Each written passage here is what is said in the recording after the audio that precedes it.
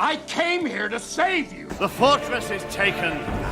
It is over. Do not cite the deep magic to me, witch. I was there when it was written. You're my only hope. We shall fight on the beaches. There will be days when we lose faith. We band of brothers. But take heart. Look around. You're not in this fight alone. I bid you stand! Men of the West!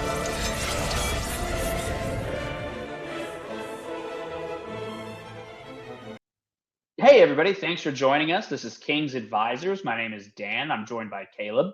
What's up? And today we are discussing National Treasure, The Edge of History, Episode 6, Frenemies. Yep. Now, Caleb, what are your if you initial if you recall, we left off on just a huge cliffhanger in the last episode. Like probably the big this is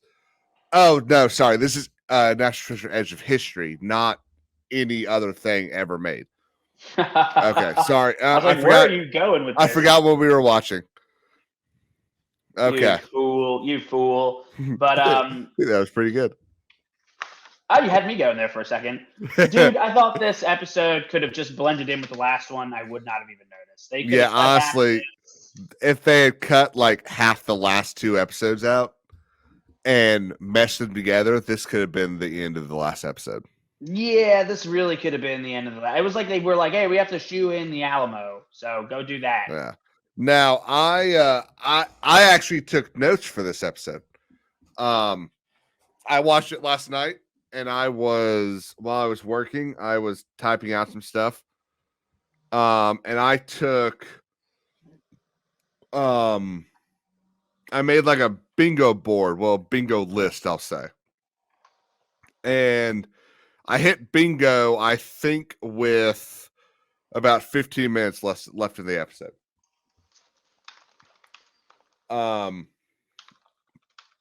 Which I thought was actually pretty funny. Yeah, I mean I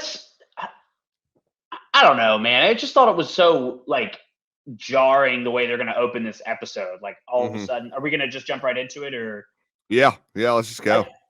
They just jump right in. It's like, oh, all of a sudden, Catherine Zeta-Jones is the good guy, and you're just like, oh, whoa, wait a minute, this lady had somebody killed, or somebody died on this lady's, like, she didn't even care.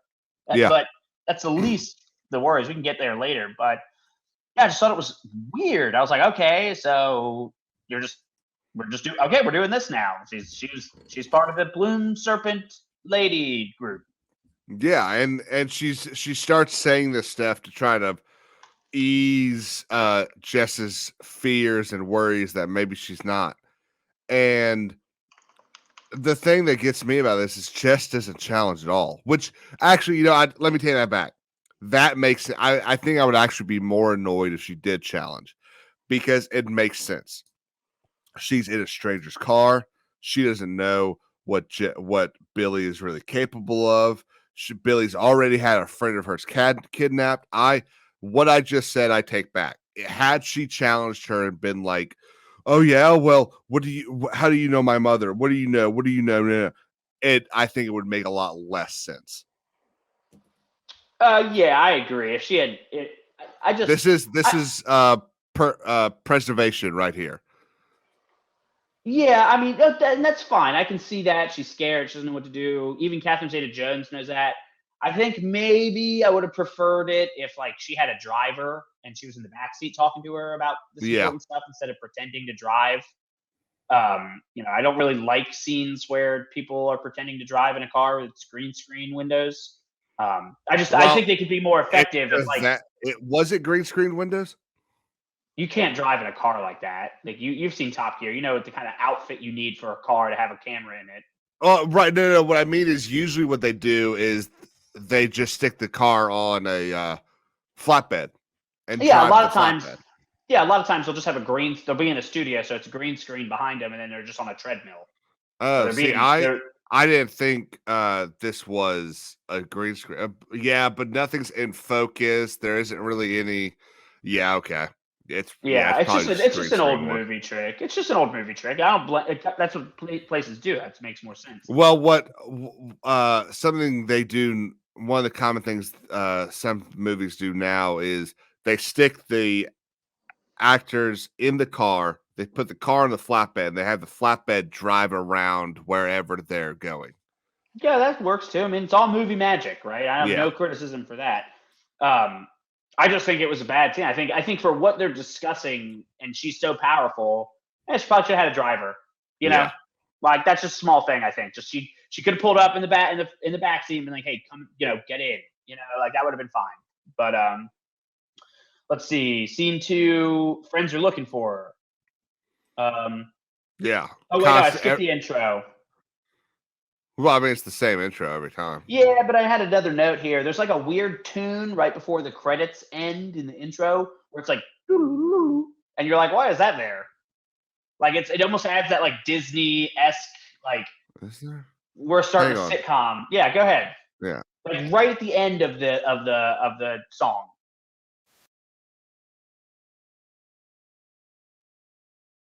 Almost there. I'm sure this is making for great entertainment. No. I genuinely want to hear what you have to say. National Treasure theme. Okay. There's a little bit of a flute there. Yeah, just a little bit of a flute at the end there. It's like it's just not in the rest of the song, and you're like, it kind of takes away the gravitas. It more turns into like, oh, okay, I'm watching a Disney Channel show. It kind of feels like they're trying to add like Something cutesy. indigenous instruments, and it's like the time to do that is like at the beginning and In the song. feed into the Yeah. National Treasure theme. Yeah. But that's all I had for that. Not a random. It gives me vibes of the Simpsons movie. Yeah, it just reminded me. I was like, oh, I'm watching a Disney Channel show. Like that's what Yeah. this feels like. It's just on a Disney Channel. Scene 2, the friends are looking around. Great. And they Sounds good. get their massive text message. Yeah. Yep. Scene 3, fancy restaurant. She's trying hard to be friends. This woman let a man die and let somebody joke about his loyal death looking for her treasure. Like I was like, this lady is not to be like, even if the show is trying to make her a good guy, it just shouldn't be. It's not. It's like one of those weird things where it's like I had to do what I had to do. It's like, well, you let a man die. It would have been nice if you sent flowers to his family or something. Yeah. Well, so I just noticed something. Usually at a restaurant like this, which I've only been to a restaurant like this maybe once, but any female at a restaurant like this gets their chair pulled out for them, and Jess has to pull her own chair out. And I think that was like that was like a weird shooting thing where they were like, all right, like it would be awkward for him to walk over to her. Yeah. Like if you're filming it, like at a restaurant, it makes sense. Yeah, true. And so I thought the same thing though. I thought they both look great, and I will be honest. I'm shocked we didn't see them shopping for dresses. Bro, and I thought we were going to get that in the last scene, in the last episode too, and they were like, we got to get ready for the ball. And I was like, oh my God. But I am shocked. I'm shocked we didn't get the changing scene. But both as a throwback to when they do a National Treasure, and that is apparently all women do, according to Disney. Well, according to She-Hulk. Well, I also thought it was funny that it's like, okay, so we saw Catherine Zeta-Jones. She pulled up in her car, and then they drove away, right? Mm-hmm. And then she's like, okay, well, I need to change. It's like, we didn't even see you in that outfit. Like, you were in a car, sitting down. Yeah, you only get like a quarter of a second where you see that she's wearing something red. You assume it's a dress. That must be a huge racket in Hollywood. It's like you give them like 40 dresses, right, for a production. Yeah. And you charge them for all 40, and it's like doesn't matter if they don't wear. You know. Well, that's like, just like. Yeah, that's like in Lord of the Rings when they spent 4 hours every morning getting their feet put on, and Sean Astin kept a running tally of how many times they had to put their feet on, and their feet weren't actually on camera. Oh, that's really funny. Yeah. and it got to like I think 58 days worth of time just getting their feet done. Well, no, like there were 58 days that filming did not show their feet. Oh, that's really funny. Yeah. Well, and so we've got this. So Liam's a bad guy now. Yeah. So she's sitting there, but she not only is she showing dissent, but she's doing it in a way that's like, well, he didn't really have a choice. Like it's not like he called me and I met him on a dark alley with a light over our heads. This isn't some like noir type thing. It's more like just hey, I paid him because I'm trying to do the same thing you're doing, and he's bad. Can you blame me? Yeah, like really that. Liam's bad guy. They get to the plane and they're on the same team, and you get the iPad. I'm glad we're on the same team. The creepy woman, the iPad lady. Yeah. Oh, I'll tell you. Okay, I need you to take over for a second because I've got I just figured out who she reminds me of. Okay. So we're on the plane, and it's all friendly times now. It's all clues. I have clue solving orgy here written where we're solving clues, and clues are being solved, and it's only professional treasure hunters know what they're looking for, and this dumb white dude doesn't know that this is a number strap or some shit. You know what I mean? It's like, okay, like why doesn't he know? Why is he on your team?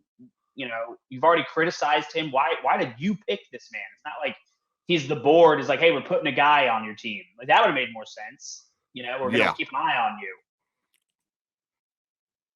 Then scene 5, she's like, oh, my phone died, and she's gonna start breaking up the gang. Tosh and Oren. I still like Oren. He's a good boyfriend. He's like, oh, I have peanut butter and chocolate for you. I was like, that's sweet. Oh, real quick. So when I was watching this, I made a note when they were on the plane, and I said, I'll tell you, or it might have actually been at dinner, but I said, this is what I think is going to wind up happening. I said, I'll bet you it's going to be that Billy Zeta-Jones is actually undercover as a bad guy.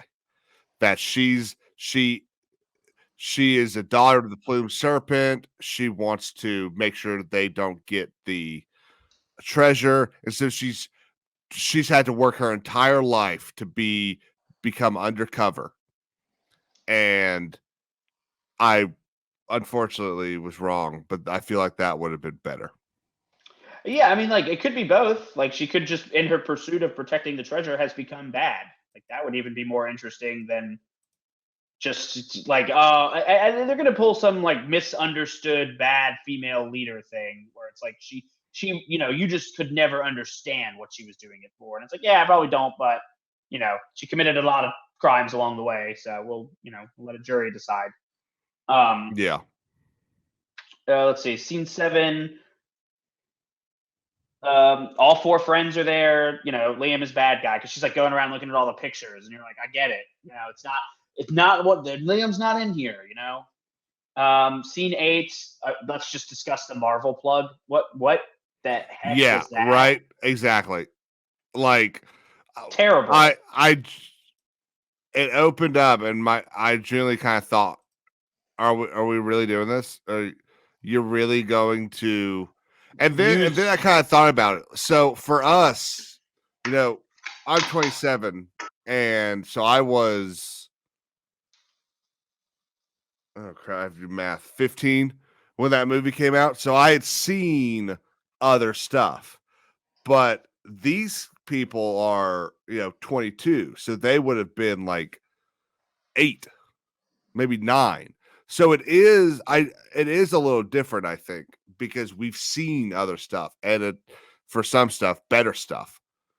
So it does. I don't know if I'm just kind of being overly nice, but it does kind of feel like that is something that they would resonate as being the key thing here. I had Does that no make sense? problem with what the message is that they were Uh-huh. using out of the scene. I just thought it was like, I don't know if cheap is the right word. I don't know if manipulative is the right word. I think they're reaching back for their, like, oh, throw in some of our heyday. Like Yeah, Disney didn't even make that movie. yeah. It's definitely probably manipulative. Yeah, and Are so you? it's No, like, Disney made this. no, no. The sale to Disney didn't happen until after Civil War already came out.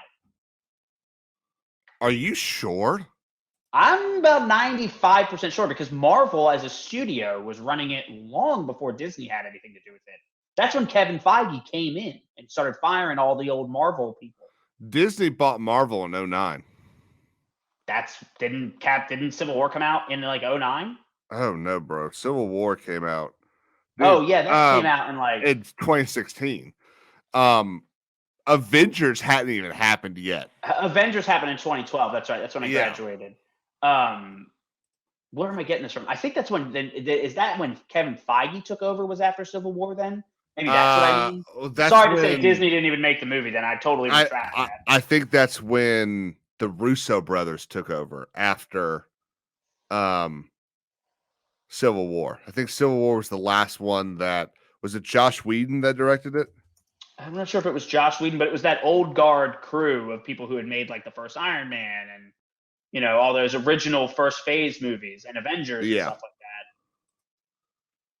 But I just thought it was a little maybe tasteless. I was like, okay, we get that you have the rights, but that doesn't mean you should use them to boost up your other thing. Yeah, You know what I mean? it kind of feels like they're trying to do a look, we know we messed up. Look at what we used to do. Yeah, kind of like that. And it's like, hey, this show sucks. So look, we have Marvel stuff in it. Yeah. So cringy Disney. That's what I wrote. Scene 9, cringy breakfast scene where it's like, oh, she spent the night. It's like, yeah, she spent the night. Also, does Ethan live with Oren? What is he? Yes. Yeah. They live together. Okay, so I guess I just felt like. Also, at the same time, there's like, why? I guess it's a shared space, so he doesn't want him. Whatchamacallit. Yeah, the rule only the shins before 11.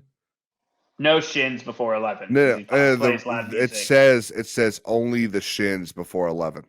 Oh. So Yeah. I assume the shins is a band, and they're only allowed to play that music before 11 a.m.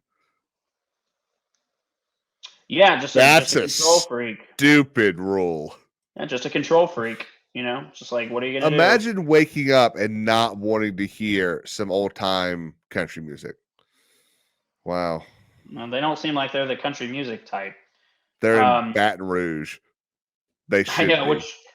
I know that. It just feels like I can't even nail down where they're at most of the time. Like nobody's sweating. Like nobody has a Creole accent. The only reason I know they're in Baton Rouge is because they said it one time. Yeah. Yeah, and then so this next kind of transition felt red flag to me.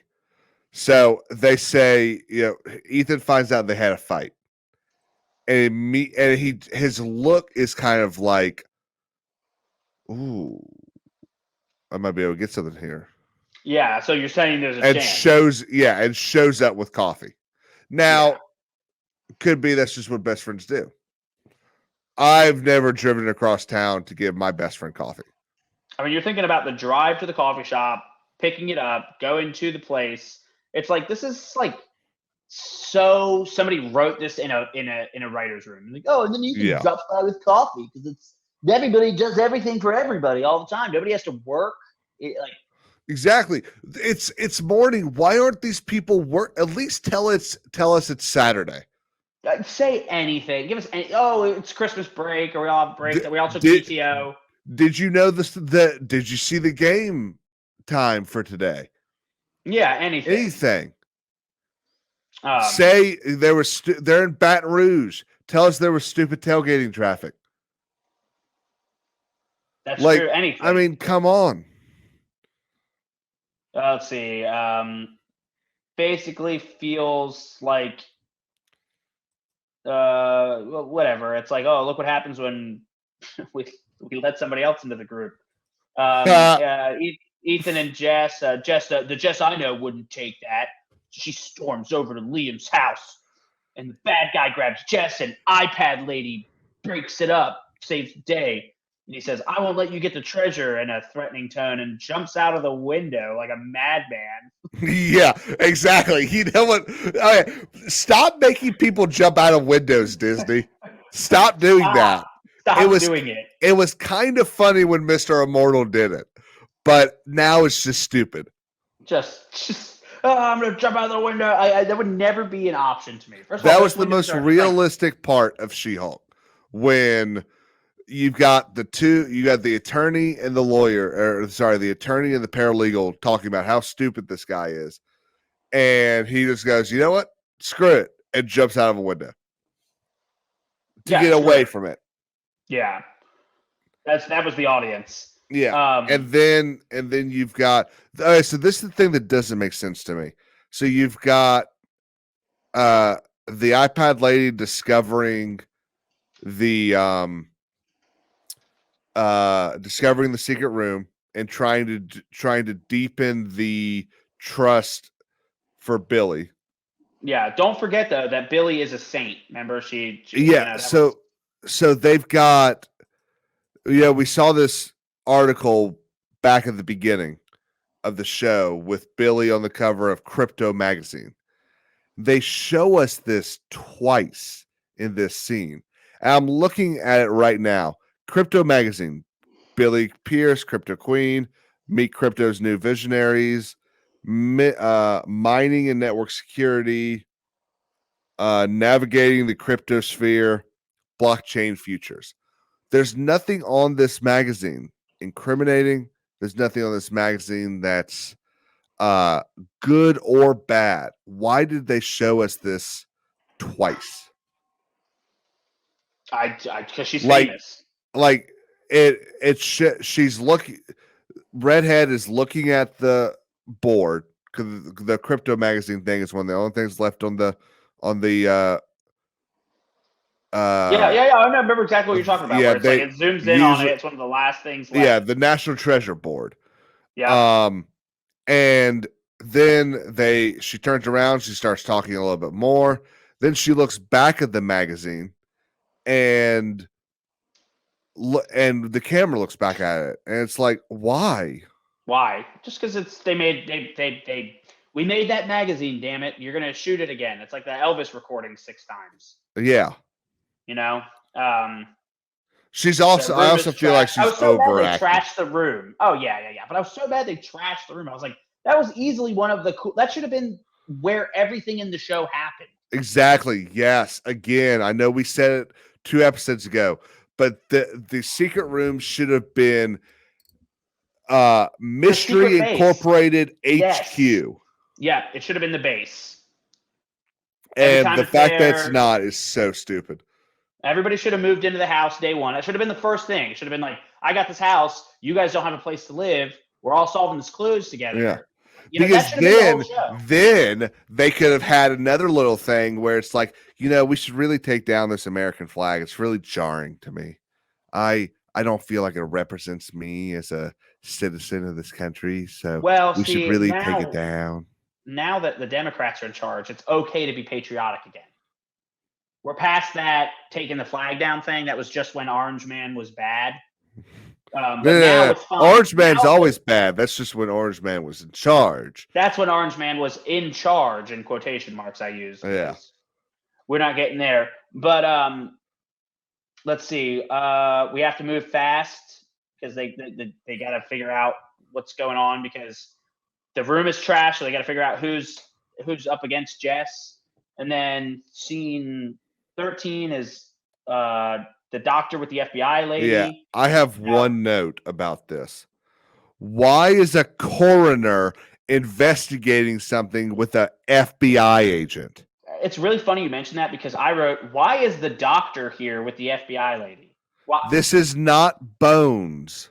This is not Bones. I don't want it to be Bones. I don't care about these. I know you might like those kind of like cop dramas or investigative dramas, but I love them. Oh, I just do not. I'm like, these are some of the worst shows to me. Yeah, I understand why people don't, but I loved it. Well, good. I'm glad you like that. I think there's 13 seasons of Bones. Like 10 of them are really good. The last 3 are like. I got to show you this really funny part of. Do you ever watch American Dad? Yeah. There's this really funny part where like one of the characters becomes obsessed with Bones, but it's like it's on in the background of the episode, and it's like, "Hey, Bones, you've got a bone call. Something about a bone." And she's like, "Bone here," and it's like, "You say a bone, you say." Oh, okay. Well, I like bones, so I'll check out your bone. Okay, bye, Bones. And it's just like,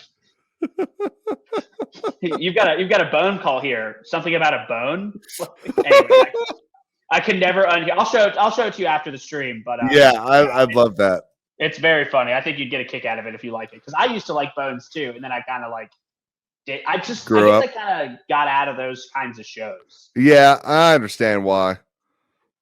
But let's see. So the FBI. Oh, and also that one part where she's like, "Oh yeah, he killed another person after I didn't capture him."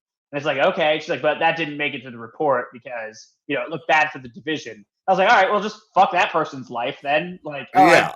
I would hate for his family to find out that, or anybody's family to find out that they were murdered because the FBI division didn't want to look bad. I was like, that's disgusting. How dare you like? And I don't know if that's what they meant by it, but that's the way it came across to me, was that it's like, because first of all, why would you cover up that the guy had killed again? You couldn't cover that up. There'd be another trial. Yeah. And it's like, well, did you cover up the fact that you made the first arrest? Is that what you covered up? Maybe you should say that because he already knew that you made a wrong arrest. So that didn't get covered up. Because he didn't know about the other death. He was like, oh, I didn't know he killed somebody else. Like, yeah, we covered that up. It's like, I guess just screw that person's life. I hope I never get killed by somebody who the FBI is looking for because they wouldn't want my death to be embarrassing to the FBI. Yeah, well, and then they've got to equalize everything by having him kill someone be a surgeon that killed someone on the table. And which is infinitely different.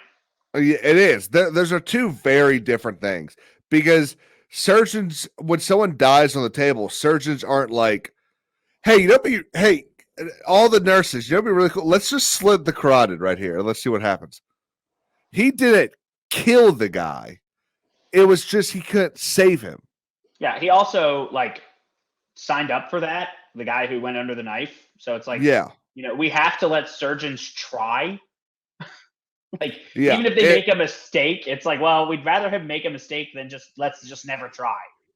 Yeah, it really is infinitely different. Let's see. I literally wrote these are worthless scenes. I hate the FBI stuff. I'm sitting here taking 6 a photo. Episodes in. Yeah, I'm sitting here. I just screenshotted a photo of a coffee creamer to send to my brother rather than looking at the screen. Because I've got it going so that I don't forget what happened. I understand. So here we are with the female power trio at the Alamo. Yeah, which this scene I actually kind of thought it was clever. I was like, because at first I was like, why are they just planning it there? That is so stupid. And then when the lady disappears and they had the VR on, I was like, that's kind of cool. That was kind of slick. I'm not gonna lie. Like, I'm gonna give credit where it's due. Yes, I was sold. Like, obviously, what they really did is they put them in this garden and told them what the scene was, and then they're back on the sound studio acting like it was just VR.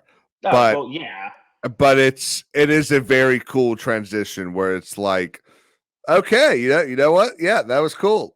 Yeah, for the movie magic. Like I understand that Yeah. that would have all kinds of crazy. Like you'd have to download a program, a colorized map program of the Alamo to be able to enter into it and plan.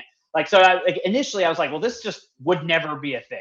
Like that would be vastly complicated. Like you would need to be at the Alamo taking 3D digital scans just so you could walk around it. You know what I mean? Mm-hmm. Like, so I was like, okay, but for the movie, I was like, that's what a super criminal would have.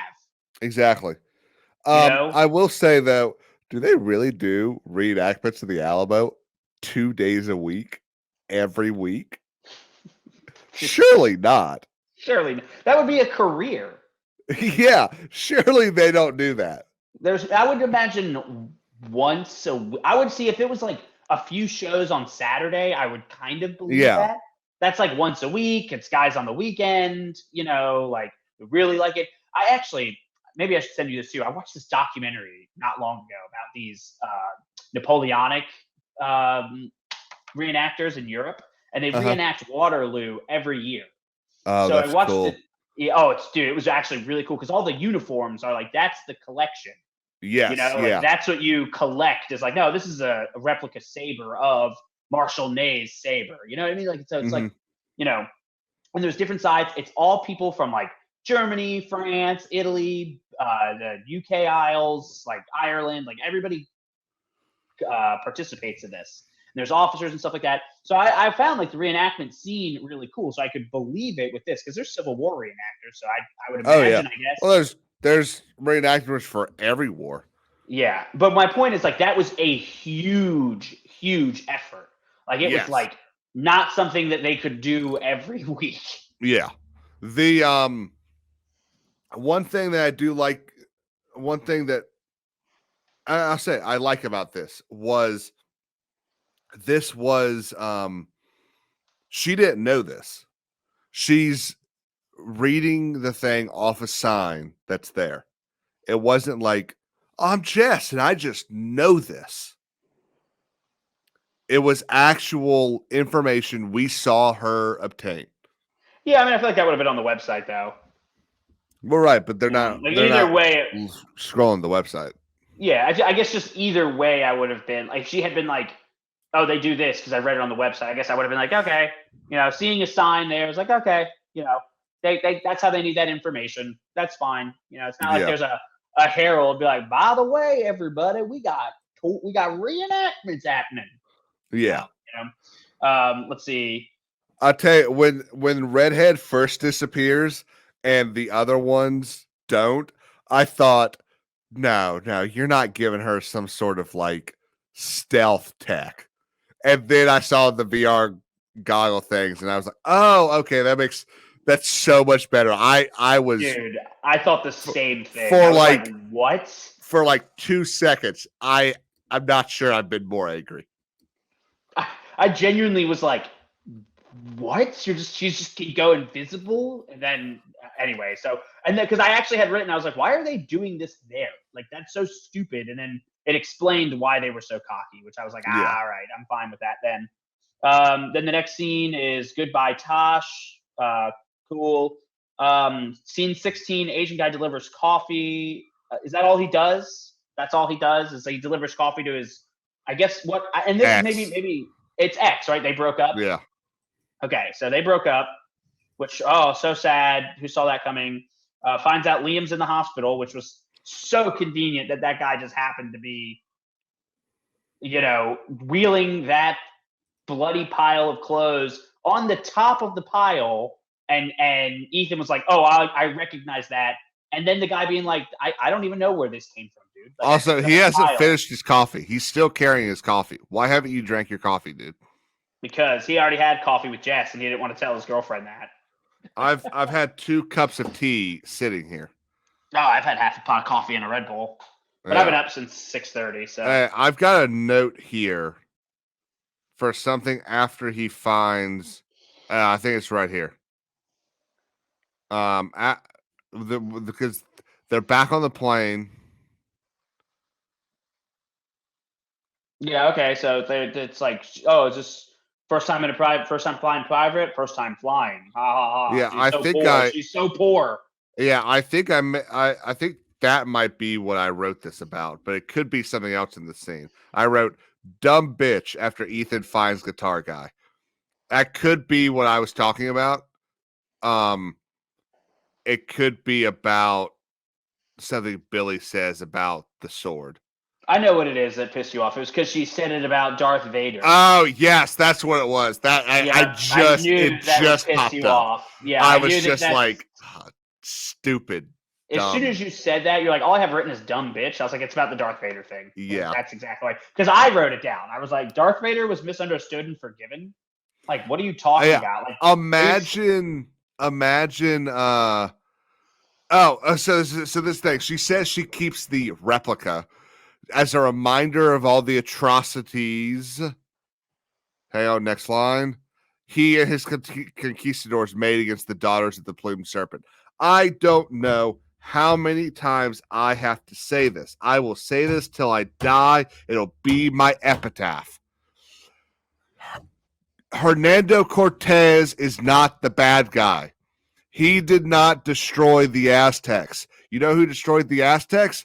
The other tribes in the area. How many times are we going to try to rewrite history? Cortez did not land with 40 battleships and the entire 1st Marine Division. He landed with 200 other explorers and rallied the other groups of natives that the Aztecs had been killing for hundreds of years sacrificing, and one day sacrificing 10,000 people. The temples literally ran red with blood, and he thought that was a crime against God and had the other village tribes rise up against them. That's what happened. And thank you for coming to my TED Talk. It's one of those things where it's like, I don't even know what's allowed to be talked about anymore. But where's the Tylenol? Where's the Tylenol? So I knew that was going to piss you off. And then Catherine Zeta-Jones has no accent. She's supposed to be like Central American and like have this. Yeah, she flows in and out of kind of an accent, kind of not an accent. It's that Californian, I'm going to choose the way I pronounce things because, I call it, you call him Hernando Cortez. I call him Hernan Cortez because that's what I heard from my, I'm not going to say it, but yeah. Well, yeah, that, or I was going to say if I was a rich Hollywood person, like that's what I heard from my maid, Yeah. Let's see. Alamo. This is where so we are 30 minutes into the episode. This is where I figured out that she was double crossing her. Where when she starts talking about the Mexican national team, that's when I was like, okay, Jess is still double checking.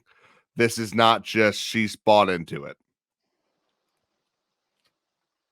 Yeah, I don't know. I the thing I wrote about here is like I'm liking all these historical sites and their workers getting some good screen time. You know what I mean? Yeah. I'm like, it's good that like Graceland and Louisiana government because you remember going to all these stupid things and you're like, all right, this is cool, but it's not like it doesn't feel like important. But it's nice to see these places like all cleaned up and the staff is there and they're excited to share like, oh, these are the Alamo reenactors and stuff like that. Like it's nice to see. It's good. It's a good use of America. I was like, that's somebody's visited these things and was like, this would be cool if we had some movies here. Cringy reenactment. And, I was like, we're all rubbing on each other. I was like, okay. I kind of liked Catherine Zeta-Jones is really coming into it now. So she's like, feels like she's now appropriate in the show where she's like in every other scene and like, because in the first few episodes that I saw, she was hardly in it. And I was like, is she just like a floating bad guy? But yeah. Yeah, it didn't. It felt, this actually kind of feels like there's a story as opposed to just the Jess show. Yeah, because you remember in the first one how, Sean Bean betrayed Nicolas Cage. Yeah. So there was personal like animosity there, and they were both after the same thing. So it was like, well, this is good. But there was none of that in the first parts because, like, Catherine Zeta-Jones really wasn't on her tail or like right behind Yeah. her and stuff. So Jess was ahead during most of the show.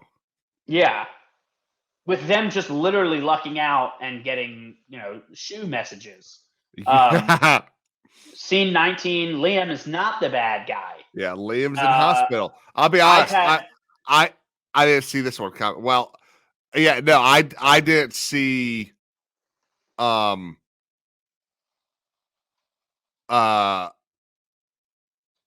beat down like that. I kind of figured he had betrayed them for their own good. Like I thought that's what it was going to be. He was going to be the white messiah is what I thought it was going to wind up being. I see. Once we didn't get anything from Liam, I was like, it's got to be a red herring because otherwise we'd have him like cut to him with a truck full of cash. You know what I mean? Like, woo-hoo, yeah. Oh, yeah. So like, this is what it was all about. Yeah. Okay. Yeah, I see what you're saying. Yeah. So then once I realized that wasn't happening, and I saw Jess in the Mexican uniform and not the Pioneer uniform, yes, I was like, oh, she found out something that we don't know about, so she's gonna betray them. And when they walk out and they do the whole slow-mo shot, I was like, why is she, first off, why is she the only one dressed as a soldier? Second off, why is she the only one that I also was like, I feel like this is a little racist. You gave the Mexican soldier to the Mexican girl. It's like, come on, guys. Catherine Zeta-Jones is also a lineage of the Plume Serpent, so yeah, she would have been fine either way. I don't know. It's bad. Scene 20, the old double satchel trick. Yeah, friends and Mexico to save the day. And where? So we know where she is, but why is the redhead not there? I don't know. She went to go make sure nobody got over there or something. Yeah, but with that, she would just be a lookout, sit at the front gate, not out in the crowd like we find out she is later. She has other men working there, which we didn't know about to add more tension now. Which actually was a good add-on for me, in my opinion. Yeah, it was one of those. I thought having more. I thought having backup made sense for who they were. And I was glad it would have been made more sense if they had like formed a square around the place. Yeah, instead of like, it was kind of like they were locking arms with each other to keep her, as if she couldn't just like go underneath their arms. Yeah, it was a really stupid. Actually, I think it would have been more clever to show that in the beginning, where it was like, what are we going to do about the soldiers who are defending this part of the fort? And it's like, oh, honey, they're soldiers. I bought them. Yeah. You know what I mean? And then you realize all of them have like earpieces in and they're keeping out other people. You know what I mean? Yeah, and exactly. So that way they could dig in private, right? They're going to dig in private. And then they could be like, hey, get her. Like, we need to get her. You know? And they're just using their muskets as clubs. Yeah. Yeah, like, okay, that was a part of it, but you would have lines and they'd be taking positions, but whatever, sure, okay.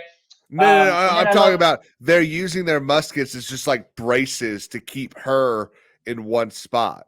That's what I mean. Like no one's grab her. No one's grabbing her.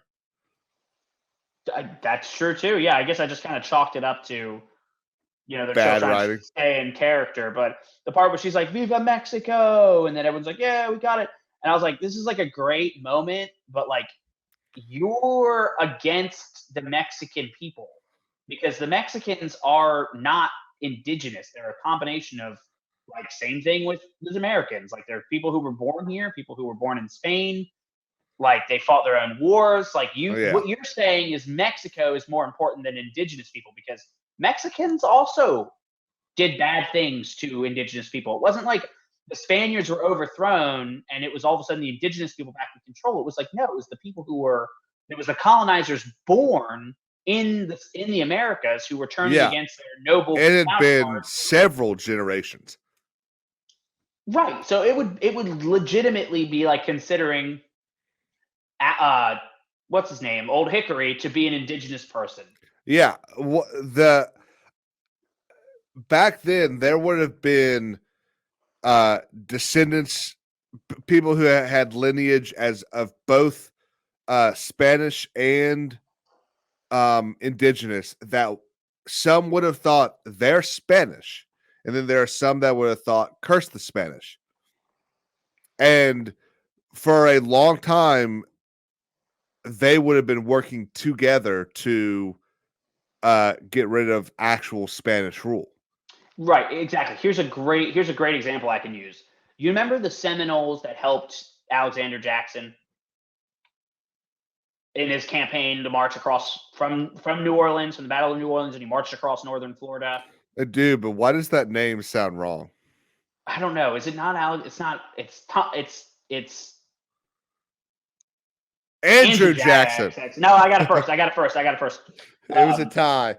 Andrew Jackson. So it would be like, imagine like those Seminoles, right? Like they've got a rifle in their hand and they're fighting the British along the Panhandle coast. And, we win a battle against the British, and the Seminole sticks his gun up in the air defiantly. And against British people, he goes, "Long live the USA." And he shoots his gun off. And you're just like, well, that's weird. Mm-hmm. Because, like, theoretically, knowing the grand history of things, you wouldn't necessarily want to be rooting for the USA. You should have your own side in this fight. Yeah. Right? So that's my point with Jess going, "Oh, Viva Mexico." And it's like, okay, so you are in support of the government that did the things also to indigenous people. My point being, you know what I mean? So I get why you're saying that, but I think at the moment, the reason she's doing that is just to get her soldiers there to help her. Right. I know why she did it. I'm saying the actual purpose of it had an under meaning. Which I don't think that the writers actually really thought through. Yeah. Like, I could just see the studio people in the writers room being like, yeah, this is the moment when she realizes it's like she's got to get these white hands off of her and call her people to her side. You know what I mean? It's like, the hands would have looked the same on the other side. Yeah. It's a very similar people at the time. All right. So scene 21. She started the argument on purpose. Yeah. Well, before that, first off, you get sprayed in the face by Mace, you're going down. Yeah. You're not fighting. You're not battling through that. Second, big fan of the kick to her chest. Just boom. I thought, okay, Jess might kind of be cool. Just kicks her flat out of the chest. Yeah. I like that. True too. Yeah. Yeah. And then, so that now they're all in the van. Putting on purpose. Yeah, putting their phones in the Faraday cage.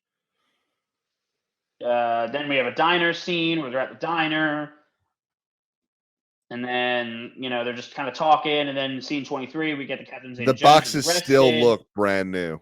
The boxes, brand new. Yeah, it's still like... the magnets aren't pulling each other now. It's not how magnets work, where you just turn them to the side and they turn off. Like, there'd still be magnets in those sides.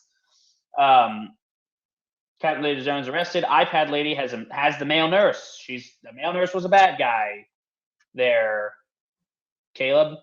Then the male nurse takes it straight to the FBI lady. I'll be honest, I really should have seen that coming when they focused so much on him as a character, in the Wake episode. But I didn't. I don't know if that's just because I'm new at this, but I did not see it coming. Well, I figured he was bad. I just didn't know if they were going to use him again or they were going to have some other thing they were going to do. FBI lady gets the clue, which again, all scenes with her are just painful. Like, maybe you should take him into a conference room and debrief him. Like, he's just talking about this in the open. And then scene 25, diner again. The Salazar connection comes up because they're going to thing. Why does she believe Billy about that? And then I wrote, do you remember the line from Super Troopers where the guy gets in the car with the three stoners in the beginning? He's like, "You boys like Mexico? Woo!" I wrote that. I was like, I guess we're going to Mexico.